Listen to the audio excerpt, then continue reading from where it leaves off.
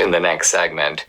But I want to talk now about a couple of, just responsible questions raised about the film by Ben Shapiro and by others. One of them is simply this. Hey, Dinesh, we do not see in the film the same guy making multiple trips to a Dropbox. In other words, making more than one Dropbox visit. The same guy, not different people doing it. And we know that you have geo-tracking showing it, but we don't see it.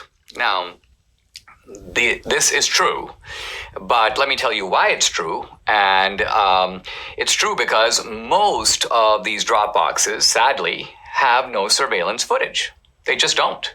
And so even though the geo-tracking, by the way, the geo-tracking is more reliable than video footage for the same reason that DNA is more reliable than an eyewitness. DNA shows you left a hair or a drop of blood on the crime scene, and it's your DNA. You were there. Now, an eyewitness could be mistaken. It could be people who look similar.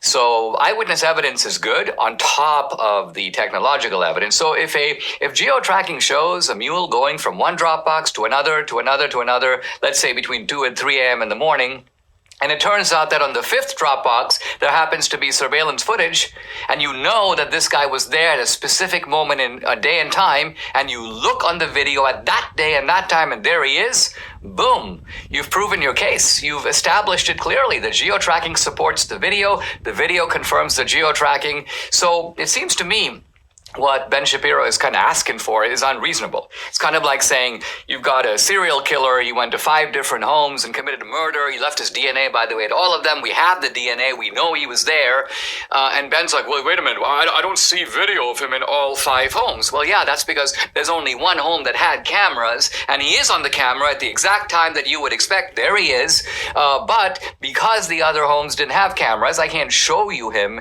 even though I can prove definitively through technological evidence that he was in fact there. Now, all that being said, yesterday I received from Catherine Engelbrecht and Greg Phillips of True the Vote a screenshot. This is a screenshot of the video of the same guy on 2 separate occasions, 2 different outfits, stuffing ballots, multiple ballots in his hand in Dropboxes. And I posted that on social media. You can look closely at the photo. It's evidently the same guy. So it turns out that we do have at least one case of a guy, the same guy, on more than one occasion stuffing a ballot box. But the point I want to make is the failure here is not on our part. It's the paucity, it's the unavailability of adequate video. Frankly, if the states did what they said, if they followed the election rules, if they had video everywhere, we would have the mules at every Dropbox. We would have them at every Dropbox they went to. But the reason we don't is that even in places where we have video, and you may say, well, wait a minute, don't you have 4 million minutes of video? Yeah, we do. But we should have a great deal more. Even in Georgia, where we have video, most of the Dropboxes, no video. And they'll say, we don't have the video and we don't know why we don't. And then you go to Arizona and there are places where we know they turned off the video. And then you go to Wisconsin and there's no video in the entire state. So the bottom line is that the evidence stands up on its own.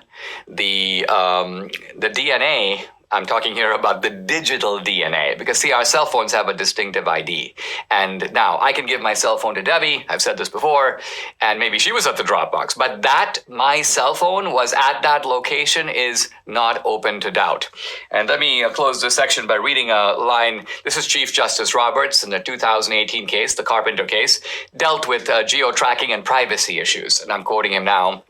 When the government tracks the location of a cell phone, it achieves near perfect surveillance as if it had attached an ankle monitor to the phone's user. So think of how that squares or doesn't square with all the so-called bogus fact checkers. Geo-tracking is very imprecise, very inaccurate. It's on the contrary, geo-tracking is very precise and very.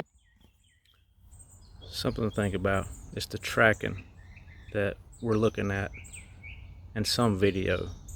Think on it.